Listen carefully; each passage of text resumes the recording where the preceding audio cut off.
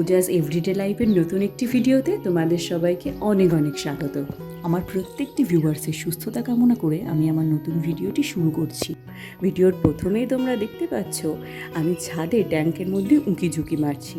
আসলে কি হয়েছে বলো তো, আজকের আমরা আমাদের ছাদের ট্যাঙ্কটা পরিষ্কার করতে এসেছি, আর ট্যাঙ্কের মধ্যে আমার হাজব্যান্ড ঢুকে রয়েছে, আর আমি ওখানে ওর কী হেল্প করতে হবে সেটাই জিজ্ঞেস করছিলাম। আর এই মুহূর্তে দেখো ভেতরের যে অল্প জলটা রয়েছে, যেটা আর পাইপ দিয়ে পড়ছে না, সেটাও বালতিতে করে বার করে দিচ্ছিল আর আমি ফেলে দিচ্ছি। এখানে দু একবার জল ফেলার পর আমার মনে হলো এই জলটা গিয়ে বাড়ির সামনের ড্রেনে পড়বে, আর সামনের ড্রেনটা নোংরা হবে, তাই এর পরের বার থেকে পেছনের পাইপে জলটা ফেলে দিয়ে আসছিলাম। পাশেই দেখো আমি একটা বালতিতে পরিষ্কার জল আর একটা পরিষ্কার কাপড় রেখে দিয়েছি। আসলে নোংরা জলটা বালতিতে করে বার করে দেওয়ার পর ট্যাঙ্কটা ভালো করে পরিষ্কার করে নেওয়ার পর ওই পরিষ্কার জল আর কাপড়টা দিয়ে ভালো করে ট্যাঙ্কটা মুছে নেওয়ার পর তারপর কিছুক্ষণ হাওয়া খাইয়ে তারপরেই আমরা ওতে নতুন জল দেবো। এই গরমে ট্যাঙ্কের মধ্যে প্রচুর গরম হবে বলে আমরা খুব ভোরই এসছিলাম, তাই যখন এসছিলাম তখন সূর্যি মামাকে দেখা যাচ্ছিল না, আর এখন নেমে আসার সময় দেখলাম সূর্যি মামার একটু দেখা পাওয়া গেছে। ছাদে থেকে নেমে আসার পর কিছুক্ষণ রেস্ট নিয়ে এখন আমি অ্যাকোরিয়ামে জল দিয়ে দিচ্ছি। অ্যাকোরিয়ামের জলটা একটু কমে গিয়েছিল, আর এই গরমে বেলা বাড়ার সাথে সাথে জল এত গরম হয়ে যায় যে বেলায় জল দিলে ওই গরম জলে মাছগুলো মারা যেতে পারে, তাই সকাল সকাল ঠান্ডা জল আমি দিয়ে দিচ্ছি অ্যাকোরিয়ামে। আর জানো তো, এই গরম পড়ার একটু আগেই যখন ওয়েদার চেঞ্জ হচ্ছিল তখনই বেশ কিছু মাছ মারা গেছে। এর মধ্যে অনেক বড় বড় মাছ ছিল যেগুলো ওই গরম পড়ার আগেই মারা গেছে। আর এই দেখো আমি ওদের এখন খেতে দিয়ে দিয়েছি আর ওরা খেতে শুরু করে দিয়েছে। অ্যাকোরিয়ামটা যদিও আমার ছেলের বায়নার চোটেই কেনা, কিন্তু এখন ওখানে সোফায় বসে বসে মাছগুলোকে খেলা করতে দেখতে আমাদেরও ভীষণ ভালো লাগে। আর এই যে দেখো এখন আমি চলে এসেছি এই রুমে, আর এখন এই শোকেসটা একটু পরিষ্কার করে নেব। এই সময় এগুলোকে আমি মুছে নিই, কিন্তু তাও দেখি দু একদিন ছাড়াই এর উপর একটা ধুলোর আস্তরণ পড়া শুরু হয়ে গেছে। তাই যখনই চোখে পড়ে চেষ্টা করি সেটাকে পরিষ্কার করে নেওয়ার, না হলে জমতে থাকলে আর পরিষ্কার হবে না, আর তখন পরিষ্কার করতে ভীষণ কষ্টও হবে। আজকে না ছাদ থেকে নেমে আসার পর থেকে আমার শরীরটা ভীষণ ক্লান্ত লাগছে, তাই তাড়াহুড়ো করে কোনো কাজই করতে পারছি না। একটা করে কাজ করছি, তারপর একটু করে রেস্ট নিচ্ছি, নিয়ে তারপর আবার কাজগুলো করছি। কেন জানি না ঘুমটা ঠিকঠাক হয়নি বলে নাকি অন্য কোনো কারণে, কিন্তু জানি না শরীরটা ভীষণ মিটপিট করছে আজকের, সেরকম স্পিডে আমি কাজই করতে পারছি না। কিন্তু যাই হোক, শরীর ক্লান্ত লাগুক আর যাই হোক না কেন, নিত্যদিনের কাজ তো থেমে থাকলে চলবে না, তাই আস্তে আস্তে একটা করে কাজ করছি আর একটু করে রেস্ট নিয়ে নিচ্ছি। আর এই যে দেখো এখন আমি একটু গ্লাসগুলো মুছে নেব। আর এই গ্লাসগুলোতে না খুব বিশ্রী একটা দাগ হয়ে গেছে। আসলে আমাদের যখন রং হয় তখন সমস্ত ঘরের ফার্নিচার একটা ঘরের মধ্যে রেখে আর বাকি জায়গাগুলোতে রং হয়েছিল। এবারে সমস্ত ঘরের ফার্নিচার একটা ছোট ঘরের মধ্যে তো রাখা আর সম্ভব না, ওই জন্য এই ফার্নিচারটা মানে এই শোকেসটা এই ঘরেই ছিল, আর এটাকে ভালো করে কাগজ দিয়ে মুড়ে রাখা হয়েছিল। কিন্তু রং শেষ হওয়ার পর দেখা গেল যে এইটার ওই গ্লাসগুলোতে সামান্য কিছু দাগ রয়েছে। এগুলো কিসের দাগ যদিও জানি না, কিন্তু বেশ কয়েক জায়গায় টিপ টিপ করে কয়েকটা দাগ রয়েছে। বাইরে বেশ সুন্দর পাখিদের আওয়াজ পাওয়া যাচ্ছে, আমার তো শুনতে বেশ ভালোই লাগছিল, যার কারণে ওই আওয়াজগুলো আমি আর ডিলিট করিনি। তোমরাও একটু মন দিয়ে শুনলে বুঝতে পারবে। আর এই যে দেখো এবার আমি আমার বিছানাটাকে পরিষ্কার করে নেব। আর সেদিনে তো এই সাদা চাদরটা পেতেছিলাম, তোমরা দেখেইছো, কিন্তু সাদা চাদরটা পেতে না একটা অসুবিধে হয়ে গেছে। আসলে এই ঘরে আমার ছেলে আঁকাঝোঁকা করে, তোমাদের তো বলেইছিলাম, আর আঁকতে টাকতে গিয়ে কয়েক জায়গায় হালকা হালকা রঙের দেখলাম গুঁড়ো টুড়ো ফেলেছে, যার কারণে ভাবছি আর দু একদিন পর এই চাদরটা তুলেই দেবো। এই ঘরে হালকা চাদর পাতলে চলবে না। আসলে কি বলো তো, দুপুরের দিকে বা বিকেলের দিকে যখনই ওর ইচ্ছে হয় ও এখানে এসে আঁকতে শুরু করে দেয়, আর আমার মনে হয় ওর কাছ থেকে এই স্বাধীনতাটুকু কেড়ে নেওয়াটা ঠিক নয়। কারণ ঘর তো মানুষের আনন্দের জন্য ভালো করে সাজিয়ে রাখা হয়, কিন্তু সাজিয়ে রাখতে গিয়ে যদি তার আনন্দটাই কেড়ে নেওয়া হয় তাহলে সেটা সাজিয়ে রেখে লাভ। ছুটির দিনে আমি সবসময় আগে ডাস্টিংয়ের কাজগুলো করে নেওয়া প্রেফার করি, কারণ আগে ডাস্টিংটা হয়ে থাকলে তারপর ঘর ঝাড় দেওয়া মোছার সাথে সাথে পুরো ঘরটা একেবারে ক্লিন হয়ে যায়। যদিও সেটা বেশিক্ষণ নয়, কারণ বাতাসে এখন এত ধুলোর পরিমাণ বেড়ে গেছে, পরিষ্কার করার কিছুক্ষণ পরই আবার নোংরা হয়ে যায়। যদিও বেড়ে গেছে কথাটা বলাটা ভুল, কারণ আপনি তো বাড়েনি, আমরা মানুষরাই বাড়িয়ে তুলেছি। আর কি অদ্ভুত ব্যাপার, তাই না? আমরা পৃথিবীর শ্রেষ্ঠ বুদ্ধিসম্পন্ন জীব, আর আমরাই আমাদের পরিবেশটাকে খারাপ করে চলেছি। অথচ যাদের বুদ্ধি কম সেই সব জীবজন্তুরা কিন্তু পরিবেশ নষ্ট করছে না, করছি আমরাই।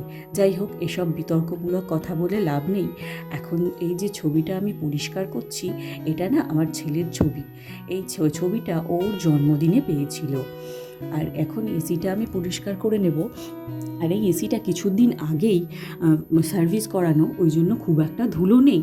আমি শুধু উপরটা মুছে নিচ্ছি। আর পুতুলগুলো দেখো, ওরা নিয়ে খেলা করেছিল, তারপরে গুছিয়ে রেখেছি। কিন্তু বাচ্চাদের হাতের কাজ তো আর অত গোছানো হবে না, কিন্তু তাই যেটুকু গুছিয়ে রেখেছে সেটাই অনেক বড় কথা। আর এবার আমি বিছানাটা পরিষ্কার করে নেব। এই যে বলছিলাম না, আমি সবার আগে ডাস্টিং করাটা প্রেফার করি, বিছানাটা ক্লিন করে নেওয়া প্রেফার করি, কিন্তু এগুলো না ছুটির দিনেই আমি করি। আর এখন যেহেতু ছেলের সামার ভ্যাকেশন চলছে, সেই কারণেই এগুলো আগে করার সুযোগ পাচ্ছি আমি। না হলে রোজ সকালে উঠে রকেটের স্পিডে আমাকে কিচেনে ছুটতে হয়, কারণ ছেলের তো মর্নিং স্কুল। তাই ভোরবেলা উঠেই আগে আমাকে ছেলের জন্য খাবার রেডি করতে হয়, টিফিন রেডি করতে হয়। বাসি বিছানা তখন পড়েই থাকে। ছেলেকে পুরোপুরি রেডি করার পর তারপরেই আমি সুযোগটা পাই বিছানা পরিষ্কার করার। আর এই যে দেখো, আজকের আমার এখন বিছানা মোটামুটি পরিষ্কার করা হয়ে গেছে। গোছানো হয়ে গেলে কেমন যেন মনে হয় যে বেশিরভাগ কাজটাই হয়ে গেল, কারণ বিছানাটা গোছানো থাকলে ঘর দেখতে এমনিতেই অনেক বেশি অর্গানাইজড লাগে।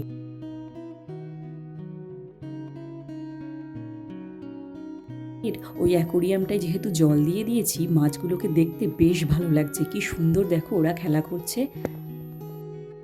আমার সোফাটাও ভালোভাবে ঝাড়া হয়ে গেছে, আর এবার পুরো বাড়িটা ঝাড় দিয়ে নেব। বেশিরভাগ দিনই তোমাদের সাথে এই উপরের সিঁড়ির নিচের পোর্শনটাই ঝাড় দেওয়া মোছা শেয়ার করে থাকি। আজকের ভাবলাম একদম উপর থেকে ভিডিওটা করা যাক। আর এই দেখো, একদম ছাদের কোল থেকে আমি সিঁড়ির ঝাড় দেওয়ার ভিডিও শুরু করে দিয়েছি। আর ওই কোণটাতে যে কাপড়গুলো পাট করা দেখতে পাচ্ছ, ওটাতে আমি একদম উপরের ধাপটাতে পেতে রেখে দিই, ছাদ থেকে নামার সময় যাতে পাটা মুছে নামা যায়। আর এখন ঝাড় দেবো বলে ওটা ওখানে পাট করে রেখে দিয়েছি। আসলে ওটাতে পা মুছে নিচে নামলে যতটা কম ধুলো ছাদ থেকে নিচে আসে, সেই কারণেই ওটা রাখা। আর যখন করে দেখি ওটা অনেক বেশি ধুলো হয়ে গেছে, তখন একটু সার্ফ জল করে কেচে দিই, তাহলেই হয়ে যায়। আর এই গরমের সময় ছাদের ওখানটায় তো একটা জুতোও রাখতে হয়, না হলে ছাদে ওঠা আর যুদ্ধ করতে যাওয়া দুটোই এক সমান হয়ে যায়।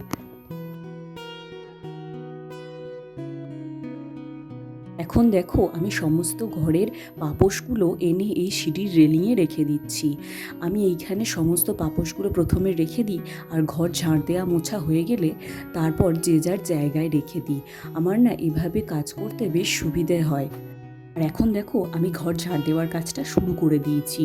আজকে যেহেতু অনেক ভোর উঠেছিলাম, তাই ভেবেছিলাম এই সব কাজগুলো অনেক সকালে সারা হয়ে যাবে, কিন্তু সকালের দিকে শরীরটা একটু খারাপ লাগছিল বলে রেস্ট নিতে গিয়ে একটু দেরি হয়ে গেছে।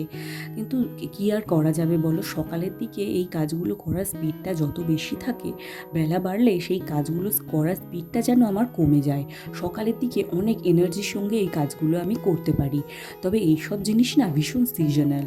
যেমন ধরো, এই গরমের সময় সকালবেলা এই ঘর ঝাড় দেওয়া মোছা টোছা করতে যতটা ভালো লাগে, শীতকালে কিন্তু সকালবেলা ঘর মোছা তো দূরে থাক, জলে হাত দেওয়ার নাম শুনলেও যেন কষ্ট হয়।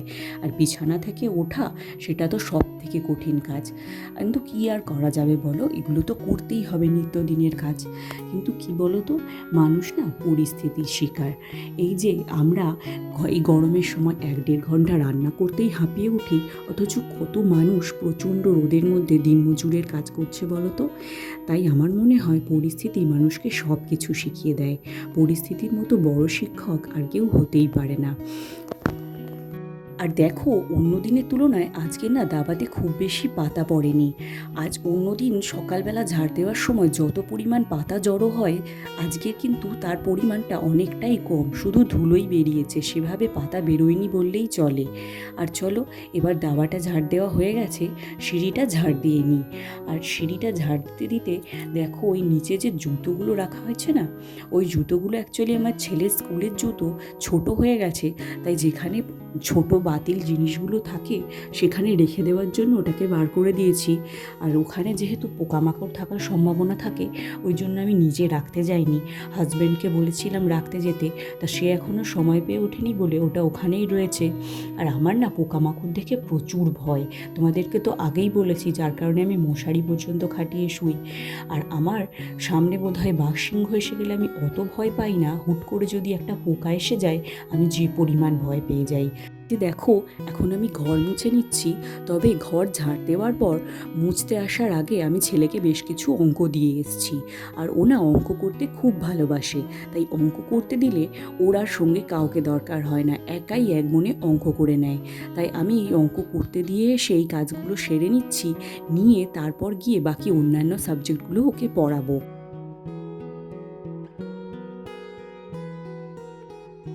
আর এখন দেখো, আমি দাবাটা ভালো করে পরিষ্কার করে মুছে নিচ্ছি। আমার ঘরবাড়ি যে খুব বিশাল বড় বা খুব সুন্দর তেমনটা নয়, কিন্তু যেটুখানি যা আছে আমি সবসময় চেষ্টা করি সেটা নিজের মনের মতো করে গুছিয়ে রাখতে, পরিষ্কার পরিচ্ছন্ন রাখতে, কারণ পরিষ্কার পরিচ্ছন্ন থাকলে এমনিতেই অনেক বেশি সুন্দর লাগে। আর এই যে দেখো, চেয়ারগুলো এখন যে যার জায়গায় রেখে দিচ্ছি, দিয়ে ওই ঘরটা মুছে নেব।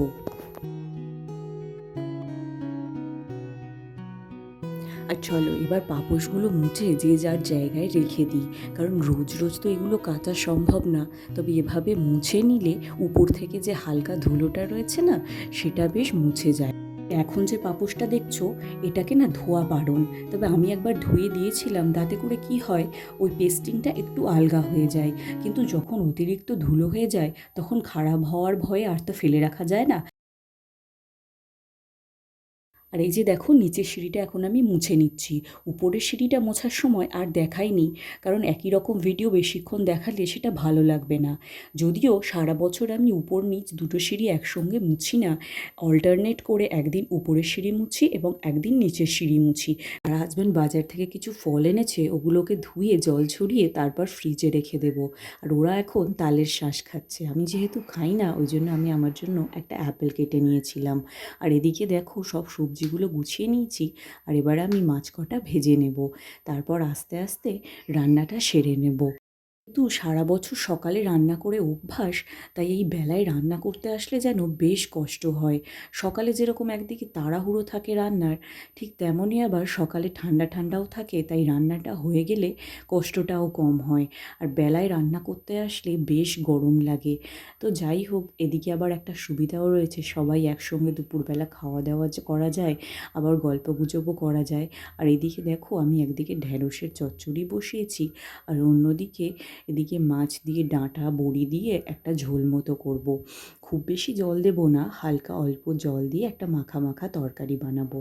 আর এই যে দেখো, আমার রান্না সমস্ত রেডি হয়ে গেছে। আর এবার এইগুলোকে আমি ঘরে ডাইনিং টেবিলে রেখে দিয়ে আসবো, কারণ এই কিচেনটাকে এবার ক্লিন করে নেব, নিয়ে আবার ওগুলোকে এখানেই এনে রেখে দেবো, কারণ যেহেতু ঢুকে ঘরের সামনে খাবার দাবার ওরকম রাখা থাকলে দেখতে খুব একটা ভালো লাগে না, তাই খাওয়ার সময় ওগুলোকে আবার টেবিলে নিয়ে যাব, নাহলে রান্নাঘরেতেই রেখে দেব। দেখো, আমি বার্নারগুলো নামিয়ে রেখে দিচ্ছি, ওগুলো বাসনের সঙ্গে মেজে নেব, আর বাকি গ্যাসটা এবং দেয়ালগুলো ভালোভাবে পরিষ্কার করে নেব, নিয়ে তারপরে ভালো করে মুছে নেব, ব্যাস হয়ে যাবে আমার কিচেন ক্লিন। প্রতিদিনই আমি চেষ্টা করি এভাবে একটু পরিষ্কার করে রাখার, না হলে একসঙ্গে জমে গেলে সেটা না পরিষ্কার করতে খুব অসুবিধে হয়। আমার ভিডিও যদি তোমাদের ভালো লেগে থাকে, আমি তোমাদের দিকে বন্ধুত্বের যে হাত বাড়িয়ে দিয়েছি, তোমরাও যদি আমার দিকে বন্ধুত্বের হাত বাড়িয়ে দিতে চাও, তাহলে চ্যানেলটিকে সাবস্ক্রাইব করে দিও, আর আমার চ্যানেলের ভিডিওগুলোকে লাইক করে দিও। আর একজন প্রকৃত বন্ধুর মতো আমার ভিডিওর ভুল ত্রুটি ভালো লাগা সমস্ত কিছুই কমেন্টের মধ্যে জানাতে ভুলো না। ভালো থেকো বন্ধুরা, বাই।